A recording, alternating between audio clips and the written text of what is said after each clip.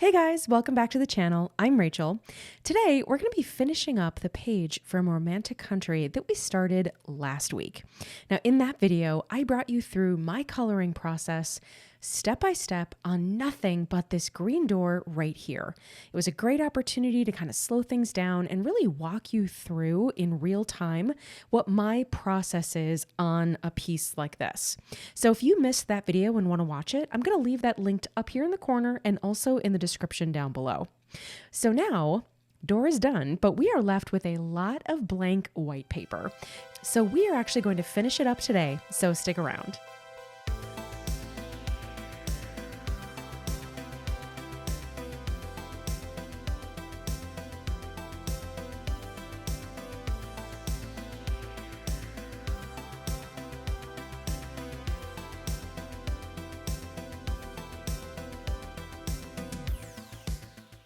All right, before we dive in, did you guys know that I have an Etsy shop? I've been kind of mentioning it at the end of videos, but I'm so excited. I have an Etsy shop. So just a quick plug.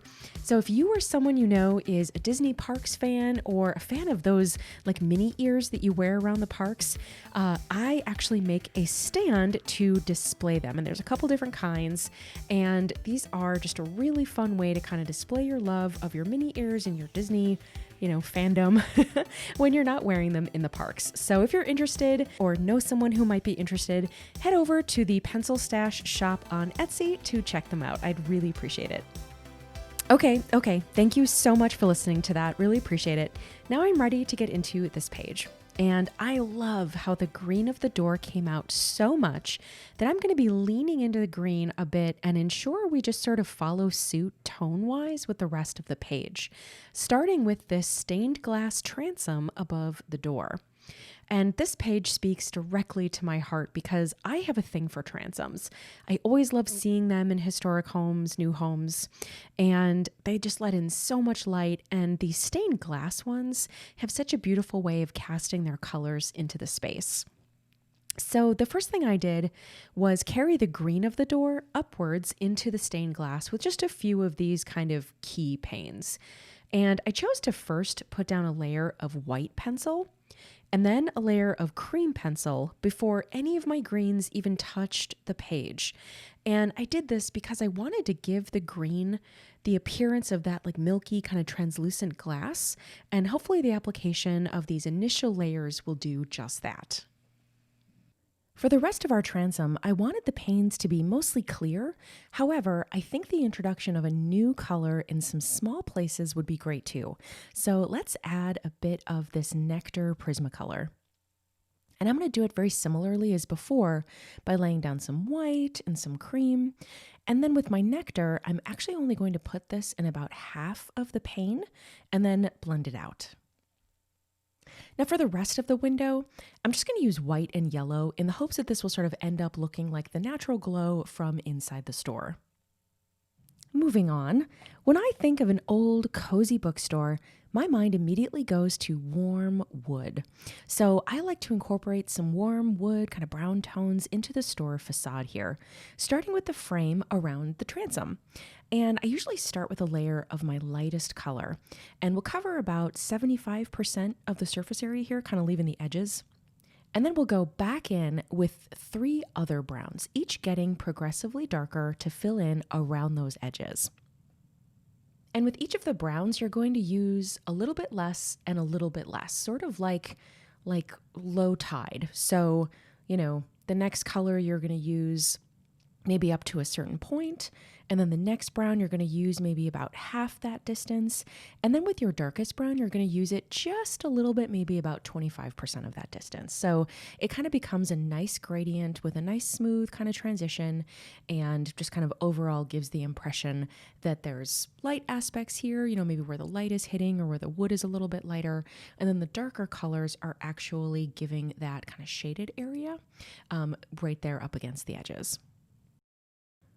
And today we are going to pull out the Prismacolor colorless blender to push and pull all of these beautiful tones together to create a smooth, beautiful finish. Now I typically prefer circular strokes with the blender, just kind of to disguise any pencil strokes, but in a tight space like this, linear strokes will work just fine. Okay, I thought the door was clearly going to be my favorite part of this page, but I lied. It's this transom. It's so pretty. I love the subtle kind of muted colors with the warm wood tones next to all this white. If I could leave the page just like this, I would, but I can't. You guys would kill me. So let's keep going. And I'd like to sneak these warm brown tones elsewhere onto our page, not only to capitalize on how nice it's looking, but also just to balance it out across our page. So there's some obvious spots here where we could use this, like down here in the base molding where the building sort of hits the street. Up here on either side of our bookshop signboard.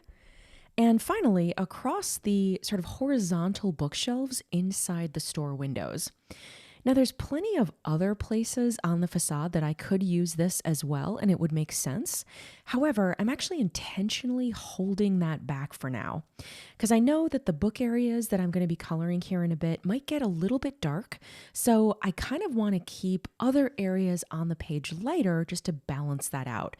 So I'm actually going to stop using my browns for now, since I can actually sort of reserve judgment until that time comes, and I can always go back to these browns if I decide that that is something that I want to do. Next, I'd like to tackle the backdrop behind the books here in the window displays. And at the time when I was coloring this, I thought that there would be like a wall behind these displays or like a backing of some kind that you could kind of open and mess with the display. So with that in mind, I decided to color them with a series of grays, warm grays, to demonstrate that. However, looking back on it, I do kind of wish that I'd used the same kind of cream and like golden colors that I'd used in the transom, but it's okay. Hindsight is 2020, and I don't think that it really matters in the grand scheme of the page. It still just gives a nice sort of blank sort of backdrop to our window display. And next, we're going to give the sidewalk in front of the store a warm brown finish. Even though we're not necessarily using all warm colors on this page, I am trying to use the warm tones of each color, just to give kind of an overall like cozy feel to our page, and even our sidewalk here will get the same. And speaking of warm tones, from the very beginning when I decided I wanted to color this page, I knew that I wanted to add a bunch of gold accents all over the place. There's so many different spots here to incorporate some of our golden hues, and I think that's another staple of like a warm, cozy old bookstore. So I really like how everything is coming out. So I'm going to revisit those other aspects of the building's architecture to see if I want to color them as wood or move in a different direction. And I think I've decided to move in a different direction, and that is to imagine it as white paint. The reason being, I really like how the wood aspects on this page are standing out. And I think if I did all these kind of vertical and these horizontal slats in wood and these panels in wood, I think it would look nice. But I think that the individual elements would get a bit lost and not really have a chance to shine and kind of stand out on their own like they are now. So white paint. How on earth do you color white paint? Well, what I like to do is really simple. I just add a little bit of a warm light gray in certain parts.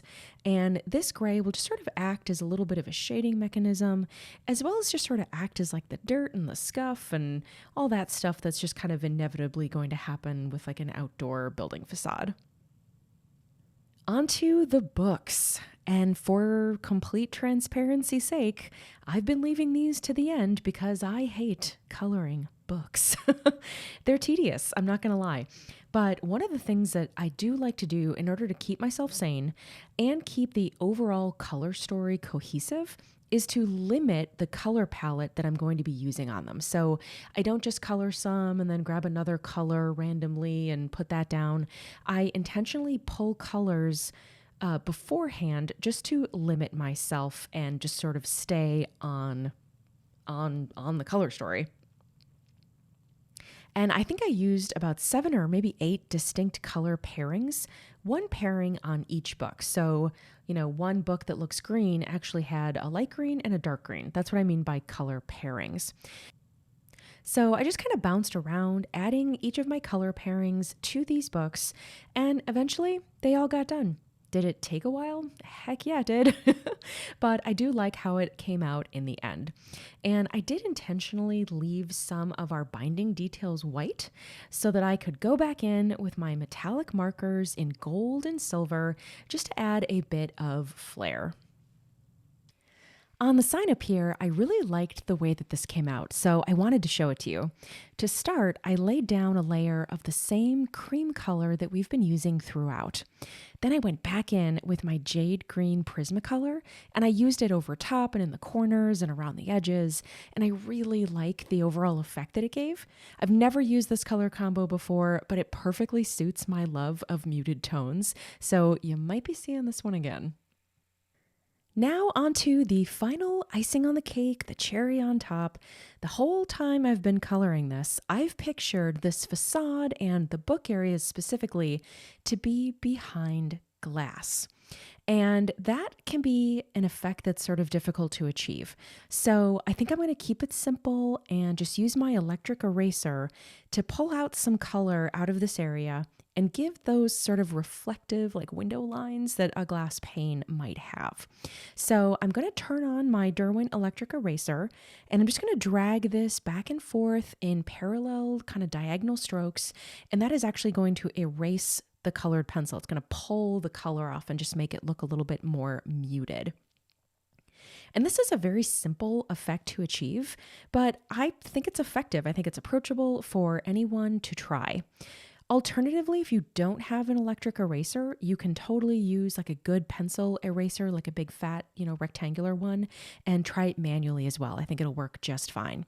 But I will leave a link to the Derwent electric eraser down in the description. I think they're less than $10 on Amazon, and I use mine all the time.